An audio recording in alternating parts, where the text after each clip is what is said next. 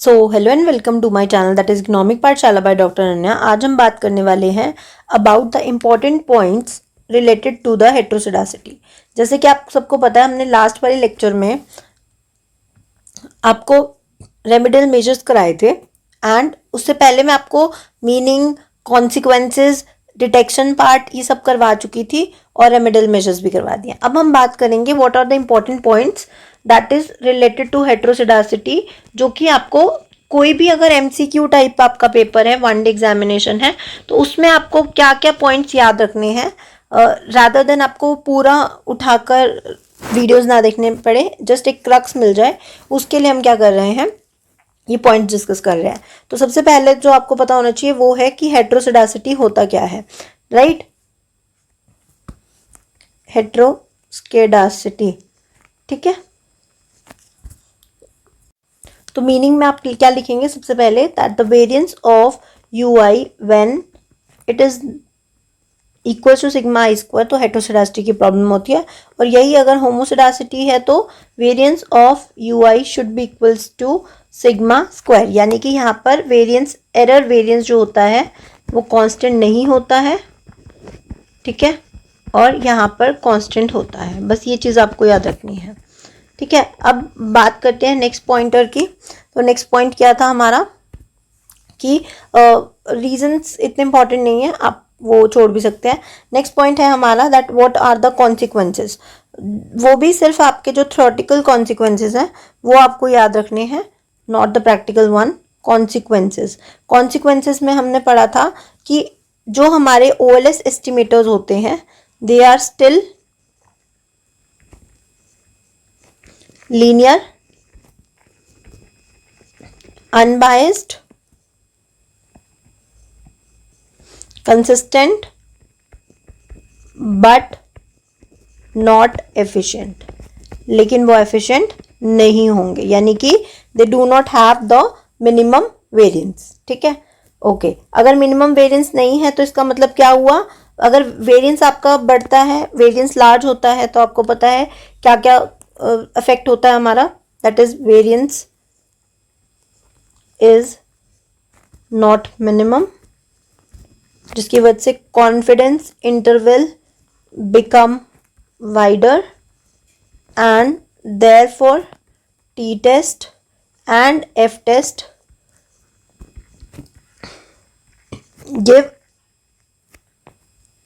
misleading results.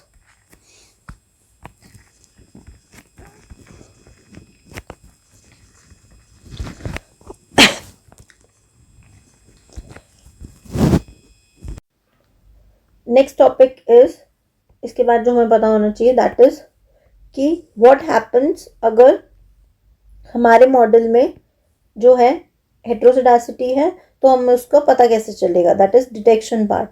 Detection के लिए एक हो गया हमारे पास इनफॉर्मल, या फिर जिसको हम बोलते हैं ग्राफिकल मेथड, या फिर जिसको हम बोलते हैं रेजिडुअल प्लॉट, ठीक है।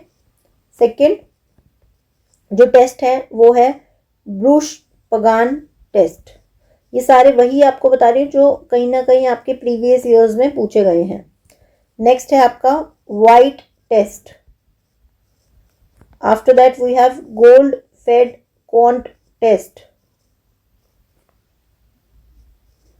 After that we have Glejser test. After that we have ARCH test. ARCH क्या है, autoregressive conditional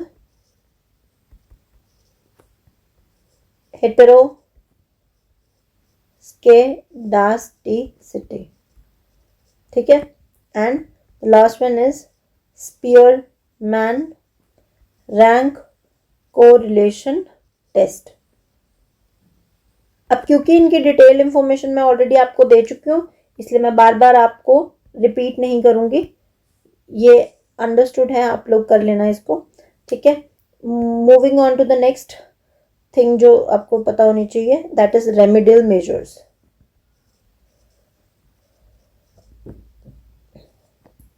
transforming variable,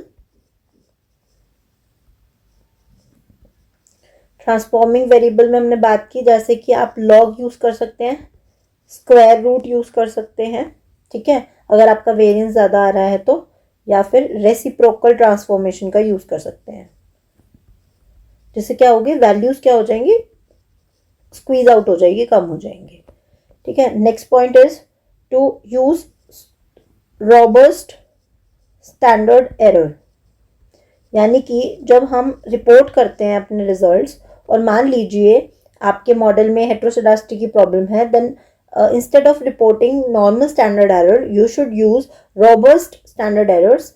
वो क्या होते हैं, these are the standard errors which are adjusted to heteroscedasticity, ठीक है। ये आपको सॉफ्टवेयर जो होते हैं जब आप डील करेंगे, अगर आप कभी प्रैक्टिकली इन चीज़ों को करेंगे तो वहाँ पर ये चीज़ें आपको मिल जाती हैं, ठीक है। रिमूव आउटलायर्स, यानी कि अगर आपको ऐसा लगता है कि कोई ऐसे वैल्यूज़ हैं जो कि क्या है, बहुत ज़्यादा लार्ज इम्पैक्ट क्रिएट करें, यानी उसकी वजह से बहुत ज़्यादा वैल्यू लार्ज आ रही है आपके वेरिएंस की, तो उन आउटलायर्स को हटा दीजिए, ठीक है। नेक्स्ट इज आउटलायर्स क्या होते हैं, एक्सट्रीम वैल्यूज जो होती हैं उनको हटा दीजिए, आइदर टू बिग और आइदर टू स्मॉल, ठीक है। Next is specify correct functional form. कई बार क्या होता है, जैसे ये वाली चीज़ में मैंने आपको बता रखी है कि आपको लीनियर पुट करना था, आपने लॉग पुट कर दिया, और लॉग करना था और लीनियर पुट कर दिया, तो भी प्रॉब्लम आती है। तो इस तरीके से आप उसकी फंक्शनल फॉर्म को भी चेक कर सकते हैं। Next is increasing the sample size. कई बार सैम्पल साइज इंक्रीज करने से भी आपका जो है हेटेरोसेडास्टी की प्रॉब्लम जो है वो सॉल्व हो जाती है। एंड लास्ट जो मेथड जो कि सबसे इंपॉर्टेंट है वो है वेटेड लीस्ट स्क्वायर मेथड, जो कि ऑटो कोरिलेशन में भी हमने पढ़ा था। Weighted least square method is also a part of the remedial measures. I hope आपको ये समझ में आ गया होगा, जिसमें आपको हेटेरोसेडास्टी का meaning, consequences, detection and remedial parts करना है फॉर द MCQ टाइप, अगर आपका कोई एग्जाम है तो। आई होप आपको ये समझ में आ गया होगा। एक और वीडियो इसके बाद मैं पोस्ट करूंगी जिसमें मैं आपको तीनों का डिफरेंस, यानी कि हेटेरोसेडासिटी, ऑटो कोरिलेशन एंड मल्टीक्लैरिटी का डिफरेंस जो है एक्सप्लेन कर दूंगी ऐसे शॉर्ट पॉइंटर्स में, so that it will be easier for you to retain the things, क्योंकि ये कंफ्यूजन हो जाती है ना कॉन्सिक्वेंसेज वगैरह वाले पार्ट में, ठीक है। तो आपको अच्छे से क्लियर हो जाएगा। आई होप आपको समझ में आ गया होगा। Till then, thank you and bye bye.